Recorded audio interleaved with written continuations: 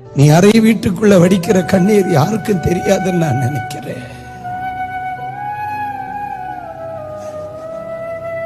தனிமையா போய் உட்கார்ந்து நீ அழுகிற கண்ணீர் யாருக்கும் தெரியாதுன்னு நான் நினைக்கிறேன்.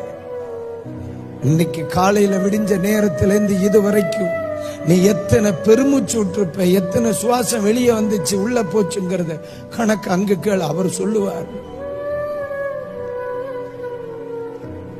நீ நினைப்பதற்கு மேலா, நீ வேண்டுவதற்கு மேலா தருகிறவர். மக்களே, தெளிவா சொல்றேங்க, இந்த உலகத்தில எல்லாரை விட நம்மள அதிகமா புரிஞ்சவர் ஏசப்பா மட்டும். கவலைப்படாதக்கா, நீ ஆண்டவருடைய சமூகத்தில் சொன்ன ஒவ்வொரு வார்த்தைக்கும் நீ நினைப்பதை விட, நீ வேண்டுவதை விட மேலா நினைச்சு கூட பார்க்காம தருவார்.